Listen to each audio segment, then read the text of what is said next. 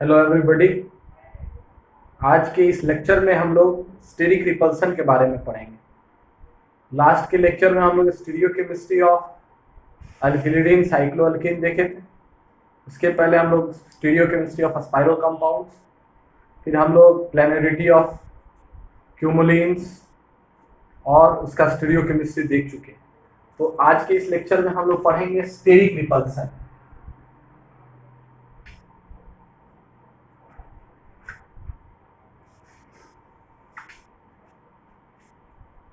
Steric repulsion होता क्या है, पहले इसको आप लोग डिफाइन करेंगे। The repulsion caused due to coming closer of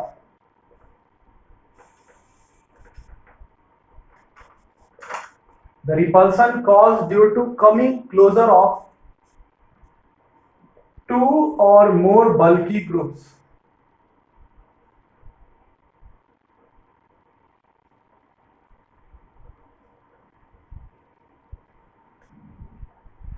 is known as steric repulsion.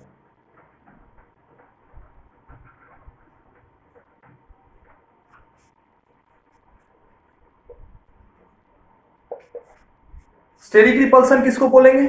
जब दो बड़ा बड़ा ग्रुप काफी नजदीक आ जाता है तो क्या करता है? रिपेल करना शुरू कर देता है। उसी रिपल्सन को हम लोग क्या करते हैं? स्टेरिक रिपल्सन बोलते हैं। स्टेरिक रिपल्सन हमेशा दो बड़े बड़े ग्रुप्स के बीच होता है। दो बड़ा बड़ा ग्रुप जब क्लोज आता है तो कॉन्जेशन हो जाता है। मतलब क्या? कॉन्जेस्टेड हो जाएगा, जगह कम बच जाएगा एटम को ऑक्यूपाई करने के लिए। और जब एक ही प्लेन में जब जगह कम बच जाएगा एटम को ऑक्यूपाई करने के लिए तो क्या करना शुरू कर देगा? दोनों में रिपल्सन होना शुरू हो जाएगा। चाहेगा कि ग्रुप हम एक दूसरे से दूर चले जाएं। इसके पीछे कारण क्या है? कॉन्जेस्टेड। कॉन्जेस्टेड कब? तब जब दो बड़ा बड़ा ग्रुप एक दूसरे के नजदीक आता है तो कॉन्जेस्टेड वाला माहौल हो जाता है। तो जब कॉन्जेस्टेड माहौल हो जाता है तो क्या होता है कि उस केस में ग्रुप चाहता है कि एक दूसरे से दूर चले जाए। ये ऐसा इंस्टेंस तभी क्रिएट होगा जब भी दो बड़ा बड़ा ग्रुप होगा। दो बड़ा बड़ा ग्रुप नजदीक आता है तो कॉन्जेशन क्रिएट होता है, कॉन्जेस्टेड जैसा माहौल हो जाता है। कॉन्जेस्टेड माहौल होने में क्या होता है? ग्रुप एक दूसरे से दूर जाने का प्रयास करता है। यही दूर जाना ग्रुप के बीच रिपल्सन कहलाता है। इस रिपल्सन को हम लोग बोलते हैं steric repulsion. This means what? Steric repulsion is such a repulsion that is caused due to coming closer of two or more bulky groups. दो या दो से तीन भी हो सकता है ग्रुप। दो बल्कि ग्रुप, दो बड़ा बड़ा, कम से कम दो बड़ा बड़ा ग्रुप जब ज्यादा नजदीक आ जाएगा तो उसके बीच दूरी कम हो जाएगा, स्पेस, कम स्पेस में बड़ा बड़ा ग्रुप रहेगा तो एटम के पास suitable amount of space available नहीं रहेगा ऑक्यूपाई करने के लिए। और जब सुटेबल अमाउंट ऑफ स्पेस नहीं रहेगा तो कोई दो एटम के बीच रिपल्सन होने लगेगा, ग्रुप के बीच रिपल्सन होने लगेगा। उसी ग्रुप रिपल्सन को हम लोग स्टेरिक रिपल्सन बोल रहे हैं। ठीक है, तो यहां क्या हुआ? Steric repulsion, the repulsion caused due to coming closer of two और more bulky groups is known as steric repulsion. इसी रिपल्सन की वजह से, due to this repulsion,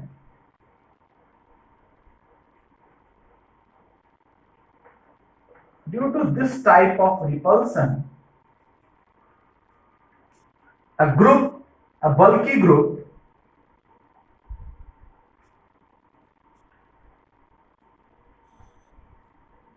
hinders another bulky group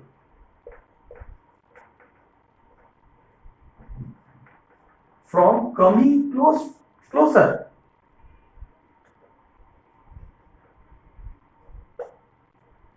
This hindrance is referred to as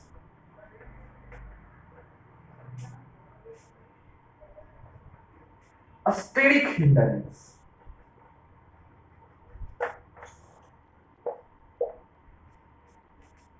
इसी repulsion के चलते दो बड़ा बड़ा ग्रुप कभी नजदीक आने का प्रयास नहीं करता है, क्योंकि जान रहा है कि एक बड़ा ग्रुप है, वो कुछ जगह, अच्छा खासा जगह ऑक्यूपाई करेगा, और उसी जगह में कोई दूसरा ग्रुप चाहेगी कि हम इसी के जगह में थोड़ा सा हम भी कुछ जगह शेयर कर लें, कुछ जगह हम भी ऑक्यूपाई कर लें, कोई दूसरा बड़ा ग्रुप, तो क्या हो जाएगा, थोड़ा सा कंजेशन हो जाएगा, थोड़ा सा रिपल्सन क्रिएट होना शुरू हो जाएगा।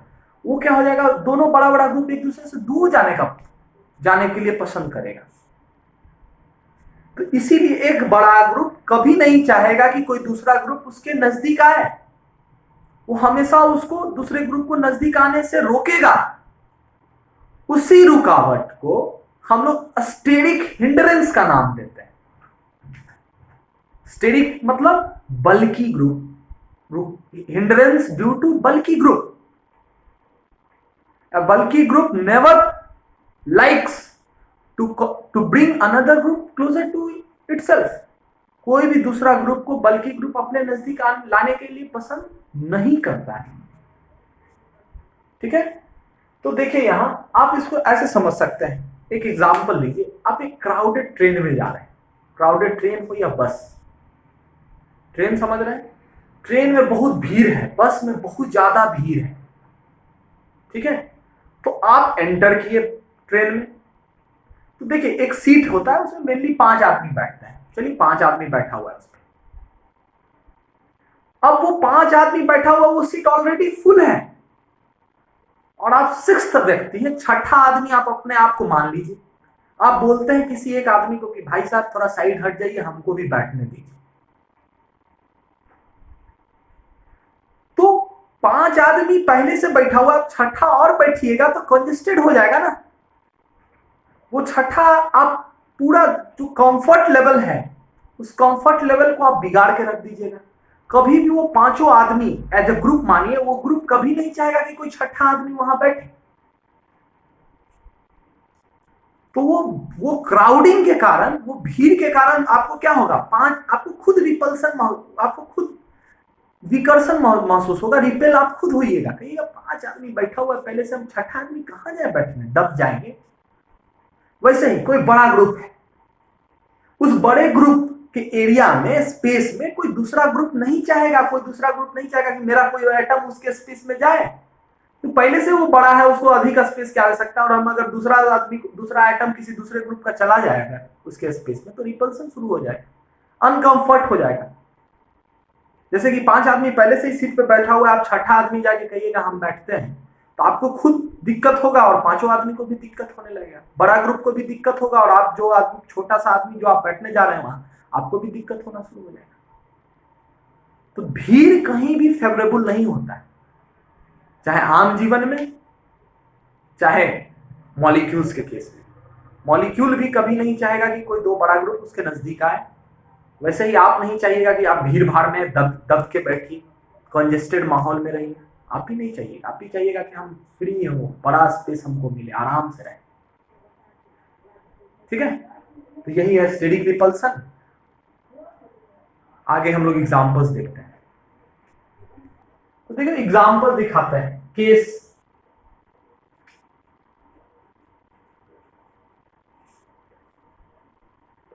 where steric repulsion is present.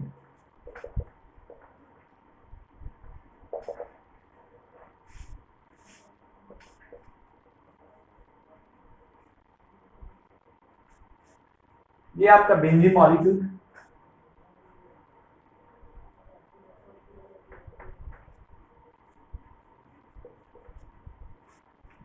ये देखिए NO2 ग्रुप, और इसके ऑर्थो पोजीशन पे 2 मिथाइल ग्रुप है। अरे एक मिथाइल भी रहता तो भी रिपल्सन होता भाई।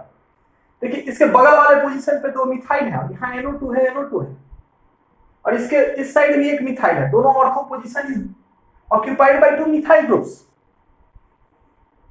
तो यहाँ NO2 ग्रुप है, आप इसको ऐसे समझिए। देखिए यहाँ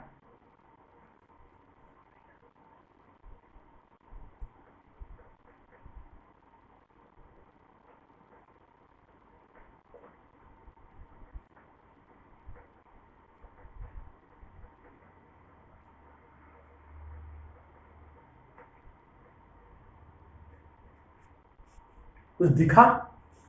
इस NO2 पहले से एक बड़ा ग्रुप है और इस NO2 के बगल वाले पोजीशन पे जस्ट सटा हुआ पोजीशन और दोनों ऑर्थो पोजीशन पे बड़ा मिथाइल ग्रुप है। मिथाइल ग्रुप ही इसके लिए बड़ा है। क्या होगा? दो ग्रुप नजदीक है, बड़ा बड़ा ग्रुप। कोई भी 3 आइटम वाला ग्रुप स्वाभाविक है कि बड़ा होगा। देखिए 3 आइटम 4 आइटम वाला ग्रुप बड़ा ही है। तो देखिए यहां NO2 CH3 CH3 दोनों बड़ा बड़ा ग्रुप यहां नजदीक है NO2 के। तो क्या होगा? यहां NO2 और CH3 CH3 के बीच रिपल्सन क्रिएट होगा। This repulsion here, steric repulsion is caused due to two methyl groups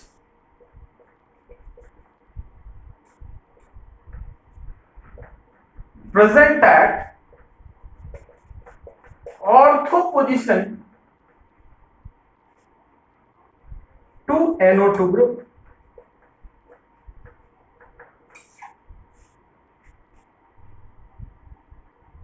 समझे? NO2 को खुद ज्यादा स्पेस की आवश्यकता है और उसी स्पेस में देखे ना कार्बन का कुछ हाइड्रोजन अगर चला जाए तो रिपल्सन क्रिएट होना शुरू हो जाएगा। इसी रिपल्सन को हम लोग स्टेरिक रिपल्सन बोलते हैं। ठीक है? अगर यही दोनों मिथाइल ग्रुप को अगर हम मेटा पे लगा दें तो स्टेरिक रिपल्सन का अमाउंट घट नहीं रहेगा। मेटा पे ग्रुप आने से रिपल्सन नहीं होगा क्योंकि मेटा में दूरी ज्यादा हो जाएगा। हमेशा ग्रुप ऑर्थो पे कोई बड़ा बड़ा ग्रुप रहेगा तभी रिपल्सन होता है। मेटा पे ग्रुप रहने से कोई रिपल्सन नहीं होता। तो चूंकि यहाँ CH3 और NO2 नजदीक है, CH3 NO2 नजदीक है, ऑर्थो पे है, इसलिए रिपल्सन होता है। ठीक है? तो हमेशा ऑर्थो सब्स्टिट्यूशन के केस में यह स्टेरिक रिपल्सन होगा। मेटा पे, पैरा पे किसी भी तरह का स्टेरिक ग्रुप अगर मेटा बड़ा ग्रुप अगर मेटा पे हो, पारा पे हो तो किसी भी तरह का स्टेरिक रिपल्सन नहीं होगा क्योंकि मेटा वाला पोजीशन दूर है, पैरा वाला पोजीशन तो और दूर है। लेकिन ऑर्थो पे कोई दो बड़ा बड़ा ग्रुप रहेगा तो हमेशा स्टेरिक रिपल्सन होगा, जैसे कि आप देख सकते हैं।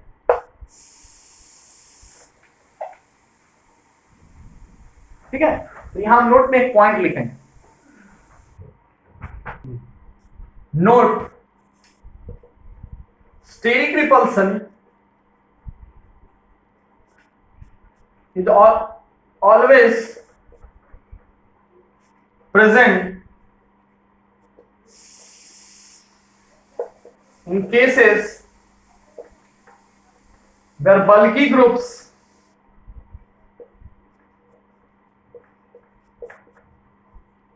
are present at ortho position.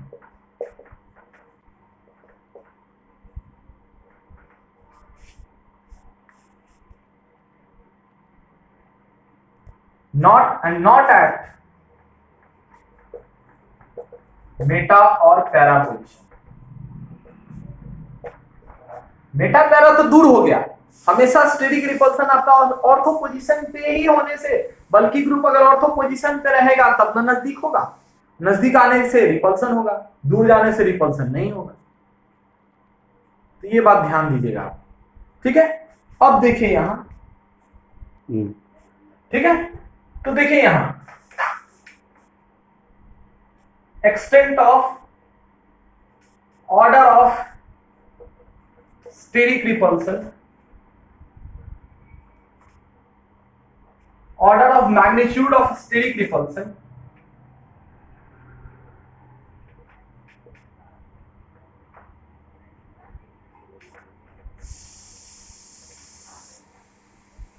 in the following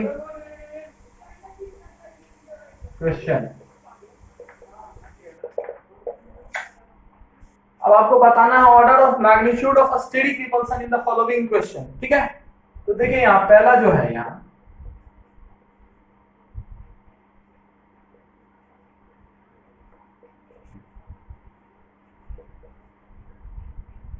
दूसरा देखिए,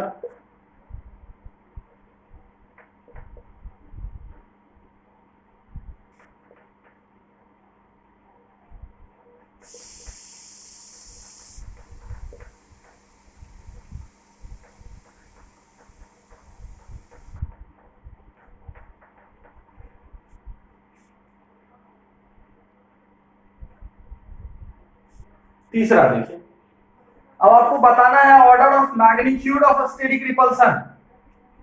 तो पहले देखिए भाई स्टेरिक रिपल्सन किसमें प्रेजेंट है किसमें प्रेजेंट नहीं है। यहां देखिए, यहाँ NO2 और CH3 काफी नजदीक है, क्योंकि methyl group is at ortho position to NO2 group, this will cause repulsion. NO2 भी बल्कि 3 एटम कंटेनिंग ग्रुप है, 4 एटम कंटेनिंग ग्रुप है, तो क्या होगा, यहाँ स्टेरिक रिपल्सन होना शुरू हो जाएगा, क्योंकि दोनों ग्रुप क्या होना चाहिए, 1-2 पोजीशन पे होना चाहिए। 1-3 और 1-4 पोजीशन काफी दूर हो जाता है एटम ग्रुप। जब 1-3 और 1-4 पोजीशन पे अगर कोई दो ग्रुप है with respect to each other, तो काफी दूर हो जाता है, फिर वैसा कोई रिपल्सन प्रेजेंट नहीं होता है। जब तक नजदीक नहीं आएगा कोई दो ग्रुप, तब तक रिपल्सन का केस जनरेट नहीं होता। रिपल्सन का केस तभी जनरेट होगा जब कोई दो ग्रुप ऑर्थो पोजीशन पे हो, बड़ा बड़ा, छोटा ग्रुप नहीं। और ग्रुप नॉन लीनियर होना चाहिए। लीनियर ग्रुप के केस में कभी भी स्टेरिक रिपल्सन नहीं होता, आप लोग आगे देखेंगे, क्योंकि group will always remain linear. जब ग्रुप हमेशा लीनियर होगा तो किसी भी तरह का रिपल्सन नहीं होगा। अरे सीधा चीज में कोई रिपल्सन नहीं, जब भी एंगुलर होगा तभी रिपल्सन। देखिए NO2 एंगुलर है, CH3 भी आपका एंगुलर शेप का है, लीनियर तो है नहीं ना ये दोनों ग्रुप, इसलिए यहां रिपल्सन होगा। अभी हम समझाएंगे लीनियर वाला। अभी आप समझिए ना, दो बड़ा बड़ा ग्रुप नजदीक है। बड़ा ग्रुप किसको बोलिएगा, जिसमें 3 एटम हो, 4 एटम हो, 3 या 3 से ज्यादा एटम अगर किसी ग्रुप में मौजूद हो वो बड़ा ग्रुप है। और वो दो ग्रुप ऑर्थो पोजीशन पे हो, एक दूसरे के रेस्पेक्ट में हमेशा ऑर्थो पोजीशन पे हो, 1-2 पोजीशन पे हो तो रिपल्सन होगा। 1-3 पोजीशन और 1-4 पोजीशन पे हो रहेगा तो रिपल्सन कभी नहीं होगा। ठीक है, तो देखिए अब समझ में आया। ग्रुप को समझिए, ग्रुप हमेशा बड़ा किसको बोलिएगा, जिसमें 3 या 3 से ज्यादा एटम हो, और दोनों के रिस्पेक्ट में पोजीशन क्या होना चाहिए, 1-2 हमेशा ऑर्थो पोजीशन पे होना चाहिए, बड़ा बड़ा ग्रुप। मेटा और पारा के केस में रिपल्सन नहीं होगा। तो देखिए यहां रिपल्सन हुआ, यहां किसी भी तरह का रिपल्सन होगा क्या, ये मेटा पे है मिथाइल, ये भी मेटा पे है, किसी भी तरह का रिपल्सन यहां तो है ही नहीं, किसी भी तरह का रिपल्सन। तो मैग्नीट्यूड का क्या सवाल उठता है। यहां देखिए दोनों मिथाइल ऑर्थो पे है और दोनों बड़ा बड़ा ग्रुप नजदीक होने की वजह से यहां रिपल्सन बहुत ज्यादा है। और जब रिपल्सन बहुत ज्यादा है तो मैग्नीट्यूड क्या हो जाएगा, 3 में सबसे ज्यादा रिपल्सन, क्योंकि दो methyl group ortho to NO2 group, फिर 1, फिर 2। समझिए ध्यान से, ठीक है, जो पॉइंट बोले उसको ध्यान में रखिए। दूसरा देखिए,